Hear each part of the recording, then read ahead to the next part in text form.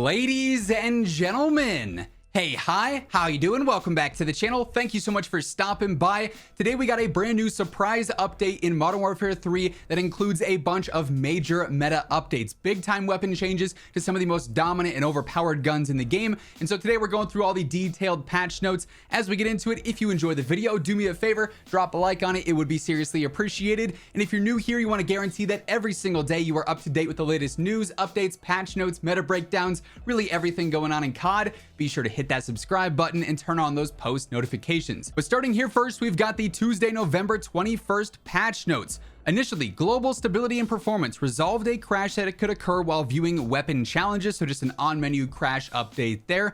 UI and UX bug fixes. Closed an exploit that allowed players to equip weapon camos they do not yet have unlocked. Addressed an issue that prevented players from equipping the Borealis weapon camo once it has been unlocked. So if you go through and you actually complete the zombies camo grind, previously for some players, even if you got all the guns done, it wouldn't let you use Borealis. Now you can go through and actually use that. So that's definitely good news there.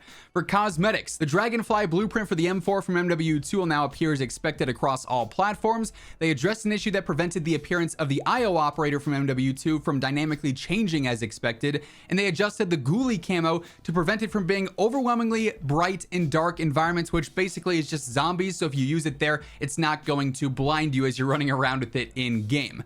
For multiplayer UI and UX, wins will now progress armory unlocks without first completing the daily challenges. This was updated today. Previously, they had mentioned this in the patch notes that you don't have to do all 3 daily challenges if you just win a game. That will progress 1 for your armory, but then wins weren't tracking at all. They kind of broke it with that update. So now that's been fixed. As long as you win a game, you're getting 1 credit for your armory challenge. Then you can do your daily challenges to speed things up if you so please. For bug fixes, players will no longer experience graphical corruption when transitioning between the field upgrades and social menus. XP requirements in the progression menu will no longer display as negative values under certain conditions, and attachments that are incompatible with the current selection can no longer be equipped to a weapon. There's certain times where you can put on an underbarrel in game or do something in game, and then it'll cause your character to freak out. Your hand will appear in front of your face. All sorts of weird bugs there, so they fixed that too. For progression for challenges, updated the description of the Gilded Camo Challenge for the MTZ-556 to reflect the intended requirements. Weekly challenges requiring triple kills and quad kills now track properly. For maps, we got a couple of updates here. Derail, they adjusted the environmental fog to increase contrast and improve visibility. And on Estate, they decreased the grime on windows of the lodge to improve clarity as well. So just some visibility updates there. And then we get into a bunch of the weapon updates and weapon changes. Starting first with the Holger, what could be considered the best gun in the game. They decreased the headshot multiplier by 0.1. They decreased the neck, upper torso, arm, and hand multipliers by 0.1 as well. They also increased the sprint to fire time by 10% or 21 milliseconds there. On the DG58, also in contention for the best gun in the game, they decreased the maximum damage by 9%, so that's the close range damage, keep in mind. The medium damage by 6%. They decreased the neck multiplier by about 0.3, which is decent as well. They increased the burst delay as well by about 20% or 20 milliseconds. So some slight nerfs to the Holger and the DG, likely to balance them out some. These are not drastic nerfs by any means, and they're still going to be top tier choices for the most part as well. The FR556, they did a lot here. They decreased the close range damage by 2%, decreased the near and medium damage by 10%, so that's kind of interesting. Decreased minimum damage, that's the long range damage, by 8%. They decreased the headshot damage multiplier by 0.1. They decreased the leg and foot damage multipliers by 0.1, increased the ADS time by 8%, and increased the sprint to fire time by 10%, so the FR556 is not going to be as effective anymore.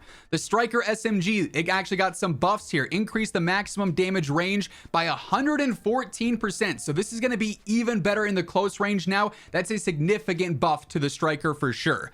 They increased the near to medium damage from 33 to 36, so that's about a 9% buff there. Increased the far and medium damage by 22% as well. The Striker is getting a lot of buffs here. They also decreased the ADS time and made that slightly faster. So the Striker now a much better SMG overall. The AMR9, they increased the lower torso and lower arm and hand damage multipliers from 1 to 1.1, so 0.1 increase there. They also decreased the sprint to fire time by 30%. That was a huge issue with the AMR9. It had a slower sprint to fire time than some of the rifles. Its damage still feels a little bit mediocre in my opinion, but at least it's not as bad as it was before. They also say with the Striker 9 here for the SMGs, decrease the maximum damage by 16%. So the Striker 9 actually got a close range nerf.